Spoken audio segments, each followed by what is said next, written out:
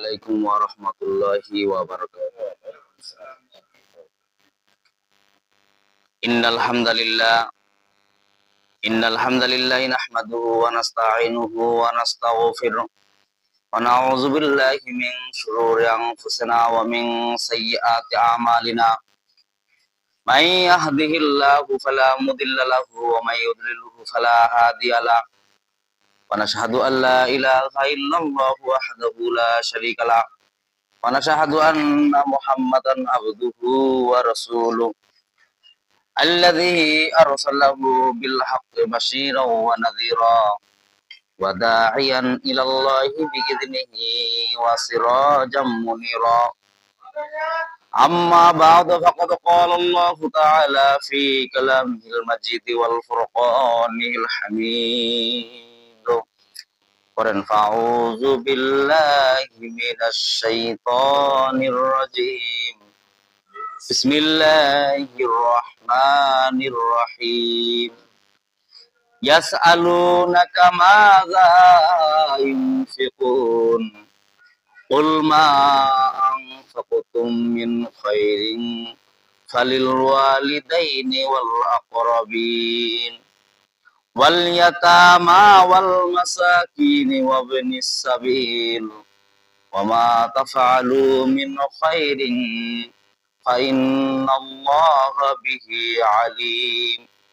وقال الله تعالى في كلامه المجيد والفرقان الحميد. أعوذ بالله من الشيطان الرجيم. إن الله وملائكته يصلون على النبي يا أيها الذين آمنوا صلوا عليه وسلموا تسليما. درود إبراهيم بوري اللهم صل على محمد وعلى آل محمد كما صليت على إبراهيم وعلى آل إبراهيم إنك حميد مجيد. اللهم بارك على محمد وعلى آل محمد كما باركت على إبراهيم وعلى آل إبراهيم إنك حميد مجيد.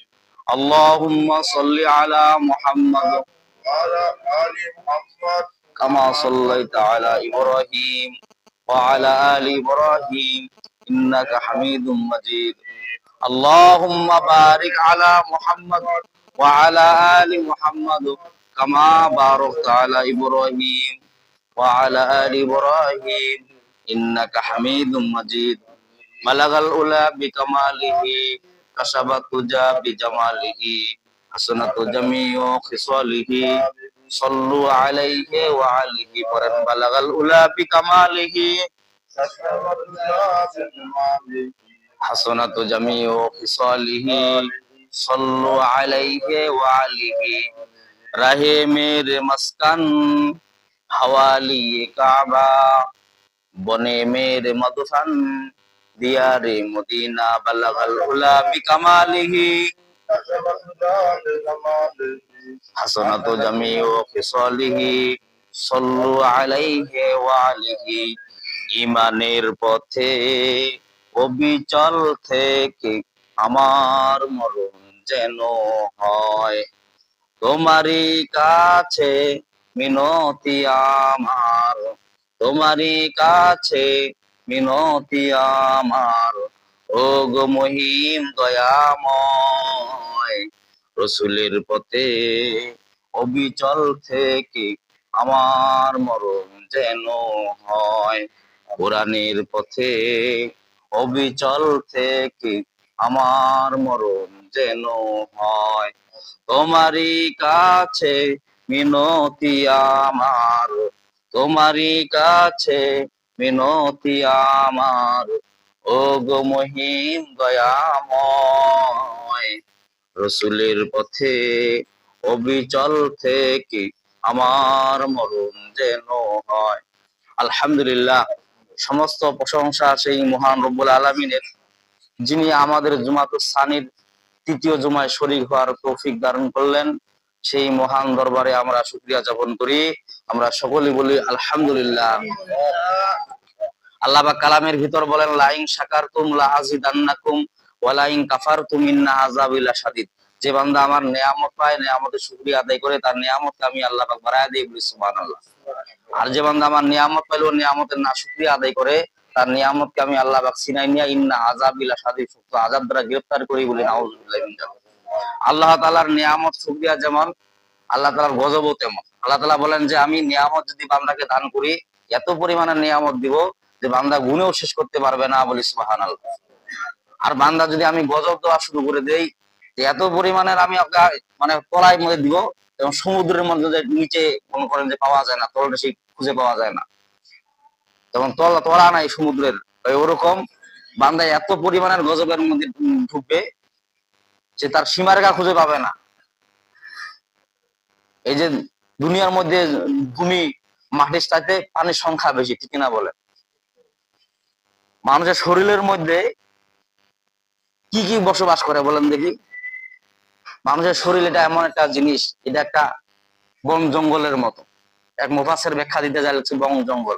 ওই বন জঙ্গল কেমন করে? ওই জমিনের উপরে কিছু কোনো কোনো জায়গায় বাগান আছে, ঘাস আছে, আছে না নাই?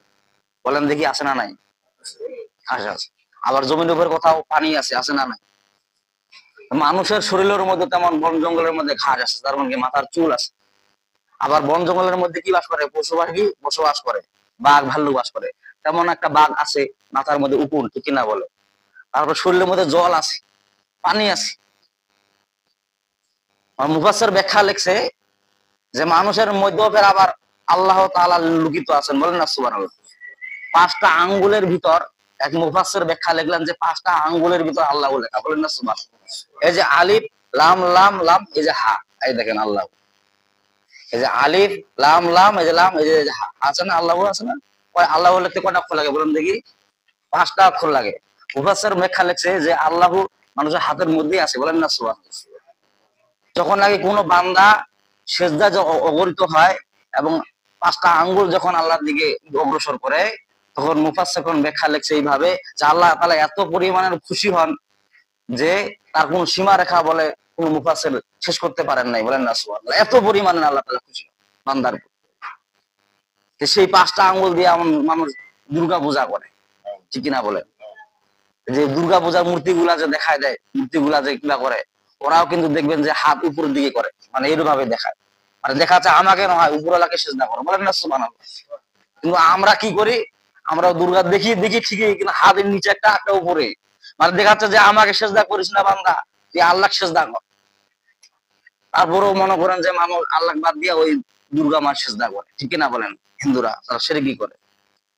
সমস্ত প্রশংসা সেই মহান রব্বুল আলামিনের, যিনি আমাদেরকে মুসলমান করে তৈরি করেছেন এবং মুসলমানের করে জন্ম দিয়েছেন, এবং গিয়ে যে আমাদেরকে যে মুসলমানিত্ব মানার চেষ্টা মানে তৌফিক দান করতেছেন, সেই মহান দরবারে আমরা শুকরিয়া জ্ঞাপন করি। আমরা সকলেই বলি আলহামদুলিল্লাহ। আর কেবলমাত্র তো শুকরিয়া তেমন তারই দরকার যে মনে করেন যে প্রশংসিত, ঠিক কিনা বলেন? কেবলমাত্র আল্লাহ তাআলাই প্রশংসিত, আল্লাহ তাআলাই তো মানুষদেরকে সৃষ্টি করেছেন, ঠিক কিনা বলেন? তখনই তো দরুদ বিশ্ব নবী, মানবতার নবী মুহাম্মদ রাসূলুল্লাহ, আল্লাহুম্মা সাল্লি সাল্লাতান কামিলান ওয়া সাল্লি সাল্লামান আলা মুহাম্মদ, সকলে আওয়াজ করে বলি সাল্লাল্লাহু আলাইহি সাল্লাম।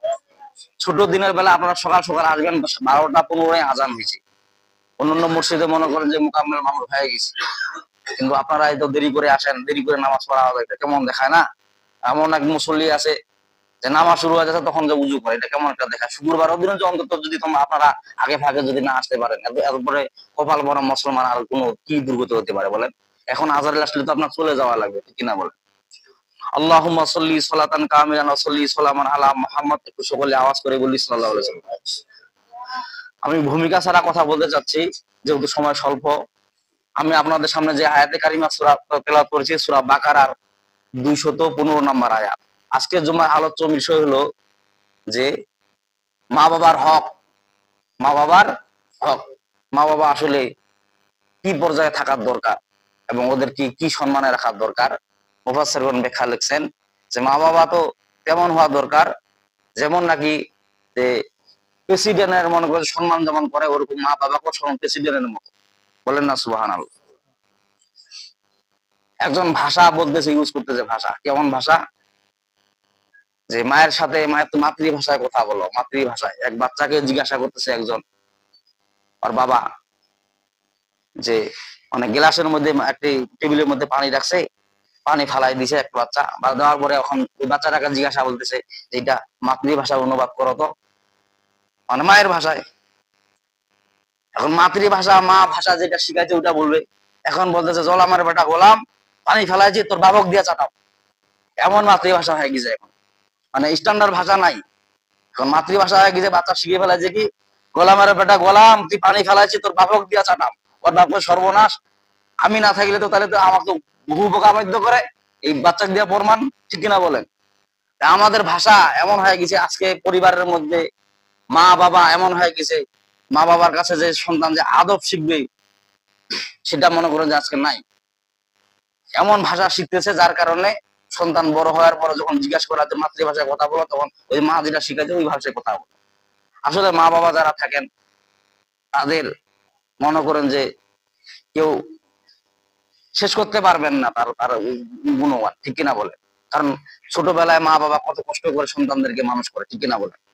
সেই ব্যাপারও আল্লাহ কোরআন আয়াত নাজিল করে দিচ্ছেন। আল্লাহ পাক বললেন যে তুমি তোমার বাবা মার জন্য দোয়া করো। কেমন করে দোয়া করো? আল্লাহ পাক শিখিয়ে দিচ্ছেন, রব্বির হামহুমা কামা রব্বায়ানি সগীরা। ছোটবেলায় তোমার মা বাবা যেভাবে তোমাকে লালন পালন করেছে সেভাবেও তুমি তোমার জন্য দোয়া করো যে আল্লাহ তোমার আপনার রহমতের কোলে আমার মা বাবা যেভাবে আমাকে লালন পালন করেছে সেভাবে আপনার রহমতের কোলে আমার মা বাবাকে আপনি মানুষ করবেন না, সুবহানাল্লাহ। কারণ ছোটবেলায় মা বাবা সন্তানকে অনেক আদর করে। কাঁচের গ্লাস আপনি ভাঙে ফেলান, বারবার জিজ্ঞাসা করেন যে মা এটা কি, মা এটা কি, মা এটা কি। মা বারবার উত্তর দেয় যে বাবা এটা কাঁচের গ্লাস, এটা কাঁচের গ্লাস, রাগা নিতে হয় না। যদি রাগ হয়ে যে একটা থাপ্পড় দিতেন তাহলে আপনার বংশ খুঁজে পাওয়া যাইতো না, ঠিক কিনা বল? তদুর মা বাবা যখন বয়স্ক হয়ে যায়, মুরব্বী হয়ে যায়, তখন তাদের সেন্স হারে যায়। তখন তাদের সাথে কেমন আচরণ করতে হবে, তখন তাদের সাথে ওরকম আচরণ, ভালো আচরণ করতে হবে। যদি জিজ্ঞেস করে বাবা স্মরণ শক্তি কম থাকে যে বাবা এটা কি, এটা কি 10টা কি না 5টা কি, আপনাকে গরম হওয়া যাবে না, মানে ঝিলকি দিয়ে কথা বলা যাবে না মা বাবার সাথে।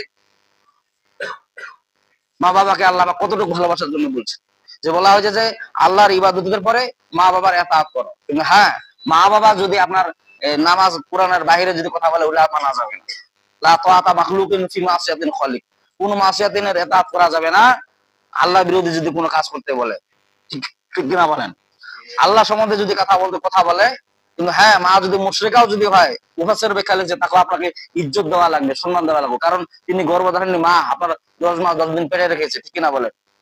যেহেতু প্রসব বেদনা যন্ত্রণা সহ্য করেছে, সেই মাকে সম্মান দেওয়া আল্লাহ আয়াত নাজিল করে দিয়েছেন যে ইজ্জত দিতে হবে, সম্মান দিতে হবে। যে বলা হয়েছে যে আল্লাহর পরেই হলো মা বাবার স্থান। তার মানে কি, মা বাবার আনুগত্য করো, মা বাবার সেবা যত্ন করো। ভাই মামার মানে একটু ভুল হতে পারে, তাই বলে আপনি ছিলকি দিয়া মা বাবার সাথে খারাপ আচরণ করা যাবে না। মুফাসসিরুন ব্যাখ্যা লিখছে যে খারাপ আচরণ করা যাবে না, খবরদার। আজকের আলোচ্য বিষয় হলো যে মা বাবার সাথে কেমন সদ্য আচরণ করা। আর আমরা তো আজকে মনে করেন যে ওই যে 8 রশির মুরিদ 9 রশির মুরিদ যেন দান শ্রদ্ধা নিয়ে আমরা দৌড়াদৌড়ি লাফালাফি ফালাফালি করি, ঠিক কিনা বলেন? মানে ওর বাবার দরবারে কত যে গরু যায়, অথচ আসলে মা বাবা অসুস্থ থাকে, মা বাবা চিকিৎসাবাদী করে না, মা বাবা না খায়া থাকে, টাকা আসলে কোথায় খরচ করার দরকার সেই ব্যাপারে আল্লাহ সূরা বাকারার 215 নম্বর আয়াতে আল্লাহ পাক বলতেছেন। আল্লাহ পাক বলতেছেন, কি বলতেছেন? আল্লাহ পাক বলতেছেন বিসমিল্লাহির রহমানির রহিম, ইয়াসআলুনাকা মাযা ইউনফিকুন কুল মা আনফাকতুম মিন খাইরিন ফালিল ওয়ালিদাইন ওয়াল আকরাবিনা ওয়াল ইয়াতামা ওয়াল মাসাকিন ওয়া বিনিস সাবিল ওয়া মা তাফআলু মিন খাইরিন ফাইন্নাল্লাহা বিহি আলিম।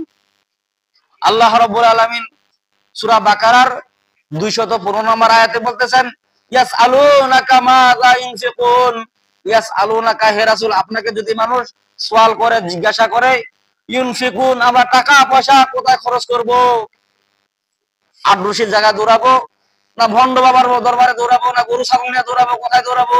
আল্লাহ পাক বলেন মাযা ইউনফিকুন কুল মা আনফাকুতুম, কুল হে রাসূল আপনি বলুন মা আনফাকুতুম মিন খায়রিন, তোমরা ভালো কাজে ব্যয় করো। আল্লাহ রাব্বুল আলামিন সূরা বাকারার 215 নম্বর আয়াতে বলতেছেন ইয়াসআলুনাকা মাযা ইউনফিকুন, ইয়াসআলুনাকা তারা যদি আপনাকে প্রশ্ন করে হে রাসূল আপনাকে যদি তারা প্রশ্ন করে মা তাইনফিকুন, আমাদের টাকা পয়সা অর্থ সম্পদ আমরা কার কাছে ব্যয় করব? আল্লাহ পাক বলতেছেন কুল মা আনফাকতুম, হে রাসূল আপনি বলুন মা আনফাকতুম মিন খায়রিন, তোমরা ভালো কাজে ব্যবহার করো। ভালো কাজ কোনটা? মুফাসসিরগণ তারপরে আয়াতে আল্লাহ বলতেছেন ফালিল ওয়ালিদাইনি ওয়াল আকরাবিন ওয়াল ইয়াতামা ওয়াল মাসাকিন ওয়া বিনিস সাবিল ওয়া মা তাফআলু মিন খায়রিন ফা ইন্নাল্লাহা বিহি আলিম। আল্লাহু আকবার। এক নাম্বার ভালো কাজ হলো ফালিল ওয়ালিদাইন, মা বাবার জন্য খরচ করা। বলেন না সুবহানাল্লাহ। মা বাবার জন্য যত টাকা আপনি খরচ করবেন, টাকা পয়সা খরচ করবেন, প্রত্যেকটা খরচের আল্লাহ হিসাব নেবেন না, বলা হয় যে সদকা জারিয়া। বলেন না সুবহানাল্লাহ।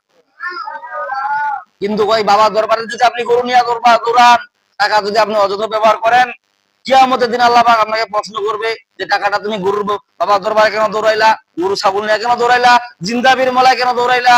আমি কি আল্লাহ পাক এই কথা বলছিলাম নাকি? কথাই বলছিলাম, দেখাই দাও। ঠিক কিনা বলেন? তাহলে প্রথম নাম্বার খরচ কার জন্য করতে হবে বলেন? টাকা পয়সা মা বাবার জন্য খরচ করতে হবে। মা বাবা যখন বৃদ্ধ হয়ে যাবে, বয়স্ক হয়ে যাবে, তাদের ওষুধপাতির টাকার জন্য আপনাকে টাকা খরচ করা লাগবে পকেট থেকে, আপনাকে দেখাশোনা করা লাগবে, কারণ সেই মা বাবা আপনাকে ছোটবেলায় লালন পালন করেছে। ঠিক কিনা বলেন? সেই মা বাবা যদি আপনার লালন পালনের যদি না করতো, তাহলে আপনি বড় হতে,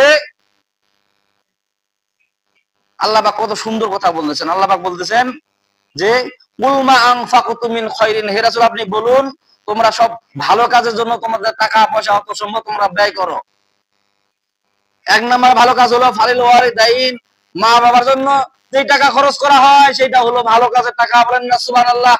আল্লাহ পাক গ্যারান্টি দিচ্ছেন যে ভালো কাজ কোনটা? মা বাবার জন্য টাকা ব্যয় করা। মা বাবা যদি অসুস্থ হয়, আপনার চিকিৎসা অধীন করা লাগবে, কারণ আপনি ছোটবেলায় যখন অসুস্থ ছিলেন আপনার মা বাবা আপনাকে চিকিৎসা করেছে।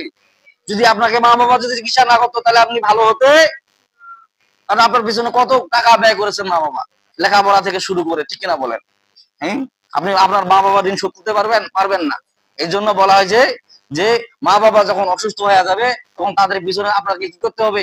টাকা ব্যয় করতে হবে।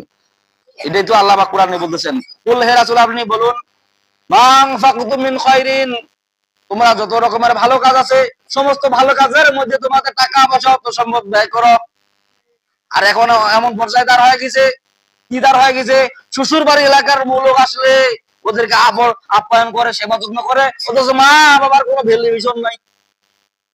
অথচ এখানে মা বাবার কথা বলছেন, এখানে শ্বশুর বাড়ির কথা আছে নাকি বলেন? এখানে শ্বশুর বাড়ির কথা নাই, এখানে আছে ফালিল ওয়ালিদাইন, মা বাবা যখন বৃদ্ধ হয়ে যাবে তখন মা বাবার কাছে তোমরা টাকা ব্যয় করো। তার মানে কি? চিকিৎসা করো।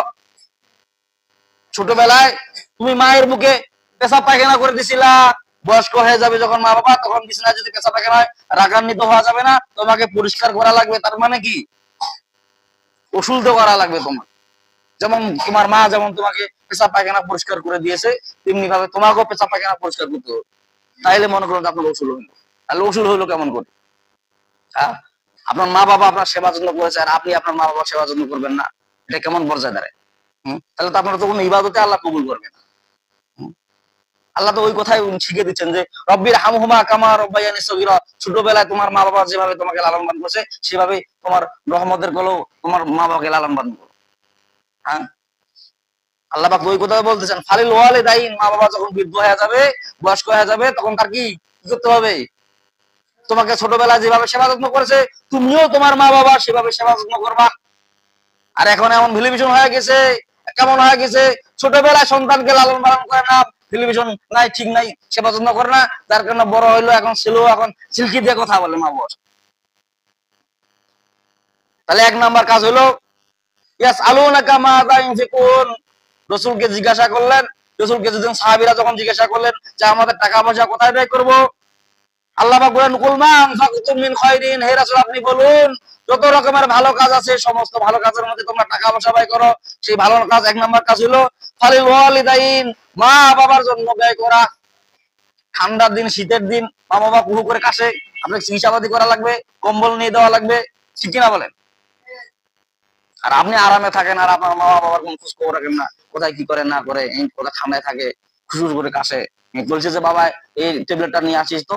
আপনার বইয়ের এত রকমের মেডিসিন নিয়ে আসেন, এত রকমের ওষুধ পাতি নিয়ে আসেন, কিন্তু মায়ের জন্য 2 টাকার একটা গ্যাসের বড়ি হয় না। কোন পর্যায়ে আপনি দাঁড়ান? আর আপনি কিসের মুসলমান দাবি করেন? এক নাম্বার হলো আল্লাহ পাক বলতেছেন তোমাদের ভালো কাজে তোমরা টাকা পয়সা ব্যয় করো, ওই খাজার বাবা দরবারে নয়, আগ্রসী দরবারে না, তোমাদের মা বাবার জন্য তোমরা ব্যয় করো। মা বাবা হলো বড় পীর, বলেন না সুবহানাল্লাহ। কোন গ্যারান্টি আছে নাকি যে খাজার বাবা আগ্রসী বাবা দোয়া করে দিলে দোয়া কবুল হয়ে যাবে? কিন্তু হ্যাঁ, আল্লাহ পাক গ্যারান্টি দিচ্ছেন যে মা বাবা তোমার জন্য দোয়া করলে, ভালো দোয়া করলে সাথে সাথে কবুল হয়, বলেন না সুবহানাল্লাহ। আর পর্দা রাখেন না আল্লাহ পাক মা বাবার দোয়ার মধ্যে। এক নাম্বার হলো মা বাবার কাছে ব্যয় করা।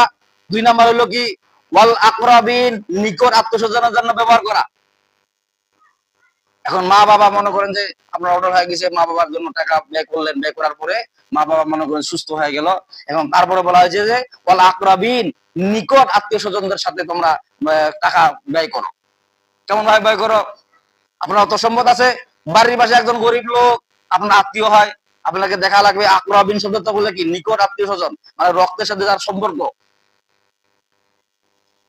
আপনার নিকট আত্মীয় স্বজন, তাদের আপনার খোঁজ খবর নেওয়া লাগবে। তাদের যদি খোঁজ খবর না রাখেন তাইলে আপনার ইবাদত বন্দেগী আল্লাহ কবুল করবেন না। আপনার কিসের দান সদকা আপনি করেন? এক নাম্বার দান সদকা হলো মা বাবার জন্য ব্যয় করা। 2 নাম্বার দান সদকা হলো নিকট আত্মীয় স্বজনদের জন্য ব্যয় করা। নিকট আত্মীয় স্বজন বলতে কি বোঝায়? নিকট আত্মীয় স্বজন বলতে ওদেরকে বোঝায় বা আমার বংশের মধ্যে বংশ লোক, ঠিক কিনা বলেন? আর নিকট আত্মীয় স্বজন তো আপনার দেখতেই পারেন না। ওই যে অমুক ছোট ভাইটা একটু গরিব, হ্যাঁ, ওই জন্য বড় ভাইয়ের বেটা বিয়া দিয়ে ছোট ভাইকে দাওয়াত টাওয়াত দেয়। বিশ্বনবীর হাদিস যে যারা রক্তকে অস্বীকার করে কিয়ামতের দিন সে জান্নাত পাবে না। ডাইরেক্ট রাসূল বলছেন যারা রক্তকে যারা ঘৃণাই করে, ডিনাই করে, কিছু মনেই করে না, ডোন্ট কেয়ার, কিয়ামতের দিন সে জান্নাত পাবে না, যতই নামাজ রোজা হজ যাকাত করুক। তাহলে আপনাদের টাকা পয়সা অর্থ সম্পদ কোন কাজে ব্যয় করতে হবে? এক নাম্বার হলো মা বাবা যখন বৃদ্ধ হবে তখন তার কাছে ব্যয় করতে হবে। 2 নাম্বার হলো আকরাবিন, নিকট আত্মীয় স্বজনদের কাছে ব্যয় করতে হবে। সে গরিব লোক, সে অসহায় লোক, আপনার নিকট আত্মীয়, তাকে আপনার ধন সম্পদ দিয়ে আপনি মোকাম্মাল করে দেন, বলেন না সুবহানাল্লাহ। ওই আগ্রসী দূরার জন্য ব্যয় করার জন্য কথা বলা হয় নাই, বলা হয়েছে মা বাবার জন্য ব্যয় করো, নিকট আত্মীয় স্বজনদের কাছে ব্যয় করো। তারপর কি বলছেন আল্লাহ পাক? ওয়াল ইয়াতামা ওয়াল মাসাকিন ওয়া বিনিস সাবিল ওয়া মা তাফআলু মিন খাইরিন ফা ইন্নাল্লাহা বিহি আলিম। আল্লাহু আকবার। আল্লাহ এক নাম্বার দিলেন যে তোমাদের টাকা পয়সা অর্থ সম্পদ কোন কাজে ব্যয় করবা?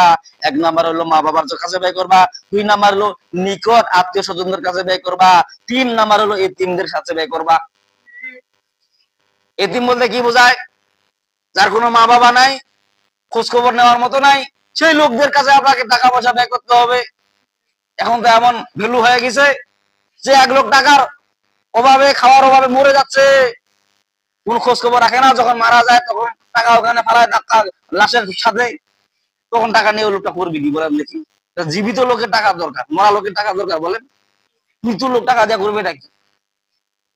মৃত্যু লোকের, হ্যাঁ, যারা প্রতিবেশী আছে আশেপাশ, যারা আত্মীয়, তারা হইলে টাকা খেয়ে ফেলবে। হয় যারা সিগারেট খোর সিগারেট খাবে, যা গাঞ্জা খোর গাঞ্জা খাবে, ঠিক কিনা বলে? একটা লোক খানার অভাবে মরে যাচ্ছে, কোনো খোঁজ খবর রাখেন না, সেখানে খোঁজ খবর নাই, সেখানে কোনো টাকা অনুদান নাই, যত খালি দরবারে, খালি পীরদের দরবারে, ওদের দরবারে, হের দরবারে, হোর দরবারে। এখানে পীর বাবার কথা আছে নাকি বলেন দেখি? এটা আল্লাহ বললেন যে তোমরা কোন কাজে ব্যয় করবা, টাকা তোমাদের অত সম্পদ কোথায় কোথায় ব্যয় করবা, সেই কথা তো আল্লাহ বলতেছেন। এক নাম্বার হলো খালিল ওয়ালিদাইন, মা বাবার কাছে ব্যবহার করো, ওয়াল আকরাবিন, নিকট আত্মীয়দের কাছে ব্যবহার করো, ওয়াল ইয়াতাম, এবং ইতিমদের কাছে ব্যয় করো, ওয়াল মাসাকিন ওয়া ইবনিস সাবিল, ওয়াল মাসাকিন, মিসকিনদের কাছে ব্যয় করো।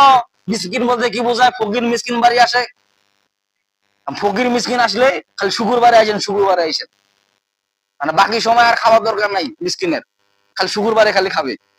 হ্যাঁ, শুক্রবারে আইসেন, শুক্রবারে আইসেন খালি, এরকম করা যাবে? এরকম করা যাবে না।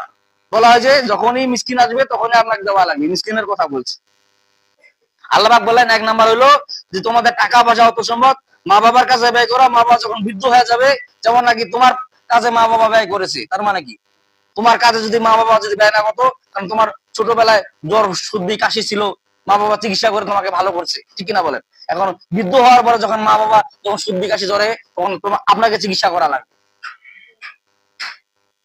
মা বাবা যেভাবে তোমাকে ছোটবেলায় লালন পালন করছে, বৃদ্ধ হইলো সেভাবে তোমার মা বাবাকে তোমার লালন পালন করা লাগবে। তার মানে কি, বৃদ্ধ হয়ে গেলে চামড়া ঢিলা হয়ে যাবে, প্রসাব পায়খানার ব্যাগ ধরবে, বিছানার মধ্যে পেশাব পায়খানা করবে, আপনাকে পরিষ্কার করা লাগবে, কারণ ছোটবেলায় আপনার যেভাবে পরিষ্কার করেছি।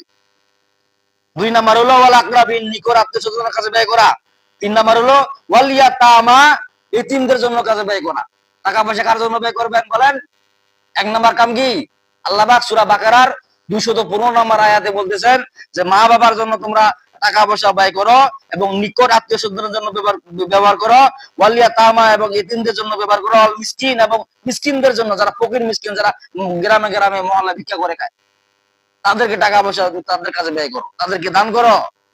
তারপরে কি আল্লাহ পাক বলতেছেন অবনি সাবিল, যারা মুসাফির লোক, এমন লোক আপনার দরবারে আপনার কাছে এসেছে, সব টাকা শেষ হয়ে গেছে, বাড়ি অনেক দূর, টাকা পয়সা নাই, আপনার কাছে যদি হাত পাতে, আল্লাহ পাক তাকে দেওয়ার জন্য বলছেন, বলেন না সুবহানাল্লাহ। আর এই সমস্ত কাজ যদি আপনি করতে পারেন, আল্লাহ পাক বলেছেন ওয়া মা তাফআলু মিন খাইরিন ফাইন্নাল্লাহা বিহি আলিম। আল্লাহু আকবার। আল্লাহ পাক ওয়া মা তাফআলু মিন খাইরিন ফাইন্নাল্লাহ, আর এই সমস্ত কাজগুলোই হলো ভালো কাজ, বলেন না সুবহানাল্লাহ। 1 নাম্বার হলো মা বাবা যখন বৃদ্ধ হয়ে যাবে, তাদের পিছনে আপনার টাকা পয়সা খরচ করেন এবং নিকট আত্মীয় স্বজনের কাছে টাকা পয়সা ব্যবহার করেন, ওয়াল ইয়াতামা এবং এতিমদের কাছে টাকা পয়সা ব্যবহার করেন, ওয়াল মিসকিন ওয়াল মাসাকিন এবং মিসকিন এবং মুসাফিরদের জন্য আপনি আপনাদের টাকা পয়সা ব্যয় করেন। আর এই সমস্ত টাকা যদি পয়সা যদি আপনি ব্যয় করেন, আল্লাহ পাক বলেছেন ওয়া মা তাফআলু মিন খাইরিন ফাইন্নাল্লাহা বিহি আলিম, আর এই সমস্ত কাজ যদি করেন, এই সমস্ত কাজে হলো ভালো কাজ। ফাইন্নাল্লাহা বিহি আলিম, ফাইন্নাল্লাহ, তো নিশ্চয়ই আল্লাহ তাআলা বিহি আলিম, ওই দানের ব্যাপারে জানেওয়ালা, বলেন না সুবহানাল্লাহ। বৃদ্ধ হইলে মা বাবার কাছে আপনি টাকা পয়সা ব্যয় করতে চাইবেন কিনা, সেই ব্যাপারে আল্লাহ জানেওয়ালা, এবং নিকট আত্মীয়স্বজনের কাছে টাকা পয়সা ব্যয় করেন কিনা, সেই ব্যাপারে আল্লাহ তাআলা জানেওয়ালা। ওয়াল ইয়াতামা এবং এতিমদের কাছে টাকা পয়সা ব্যয় করেন কিনা, সেই ব্যাপারে আল্লাহ তাআলা জানেওয়ালা। ওয়াল মাসাকিনি ওয়া ইবনিস সাবিল, এবং মিসকিনদের কাছে টাকা পয়সা ব্যয় করেন কিনা, সেই ব্যাপারে আল্লাহ তাআলা জানেওয়ালা। আল্লাহ পাক বলেন এই সমস্ত কাজ যদি তুমি করতে পারো, এই সমস্ত কাজে হলো ভালো কাজ, তোমার টাকা পয়সা ব্যয় করার ভালো খাত, বলেন না সুবহানাল্লাহ। আর এই সমস্ত টাকা পয়সা আপনি ব্যয় করবেন, আল্লাহ পাক বলছেন ফাইন্নাল্লাহা বিহি আলিম, ও আমি আল্লাহ তাআলা নিশ্চয়ই জানেওয়ালা, তোমরা কি কাজে ব্যয় করো না ব্যয় করো। আর রশিদ দরবারে কতটা গরু নিয়ে গেলা, এটা কিয়ামতের দিন হিসাব হবে। কিন্তু মা বাবার কাছে যদি ব্যয় করো, এটা হিসাব নিবেন না আল্লাহ পাক। কেন নিবেন না? কারণ আপনাকে আল্লাহ পাক আয়াত নাযিল করে বলছেন যে ব্যয় করো, নিকট আত্মীয়স্বজনের কাছে ব্যয় করো, এতিমদের কাছে ব্যয় করো, মিসকিনদের কাছে ব্যয় করো এবং মুসাফিরদের কাছে ব্যয় করো। এটা আল্লাহ পাক কোরআনে 200 সূরা বাকারার 215 নম্বর আয়াতে বলছেন, বলেন না সুবহানাল্লাহ। তা আল্লাহ পাক আমাদের সবাইকে আমল করার তৌফিক দান করুক। আখির আলহামদুলিল্লাহি রাব্বিল আলামিন। তাদের সুন্নাত বাকি আছে।